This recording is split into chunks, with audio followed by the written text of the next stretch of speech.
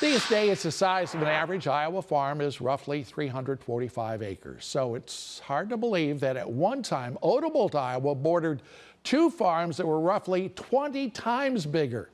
History now knows them as the Adams Ranch and the Cook Ranch.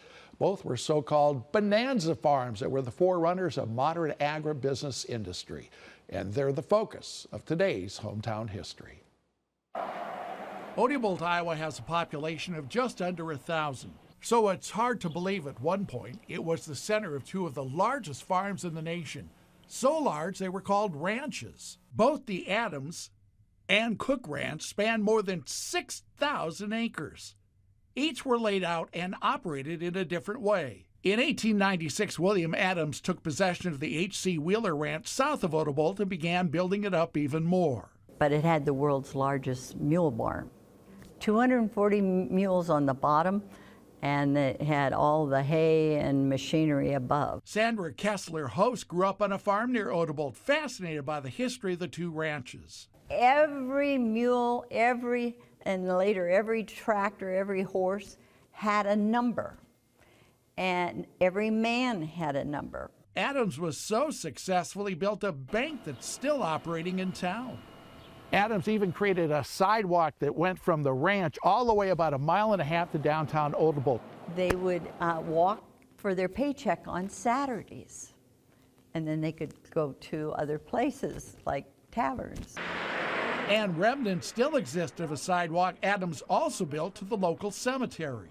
In 1873, Charles Cook of Chicago bought more than 7,600 acres of land north of Odebolt. He divided the land into farms of 320 acres on which he placed tenant farmers and hired help. Each farm numbered from 1 to 23. Hundreds of trees were planted to form beautiful avenues and groves.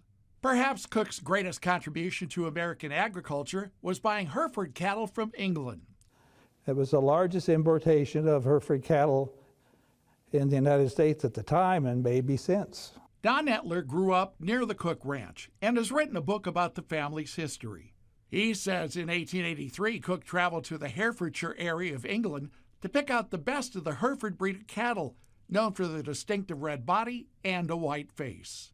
He chartered a train of 30 cars to take the 306 head to Liverpool, where he chartered an ocean steamer to bring them to this continent. The biggest barn in the world was then built to house them. His oldest son took these calves in a railroad car train and went across the Great Plains selling Hereford cattle to ranchers.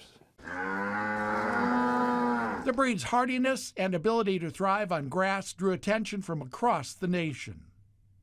Now, the ranches aren't Odebolt's only claim to fame. Yes, there's a famous football player for the Philadelphia Eagles, but at one time, it was the popcorn center of the world, and it played an important role in the famous snack called Cracker Jack. We'll have that story from Odebolt down the road in another edition of Hometown History.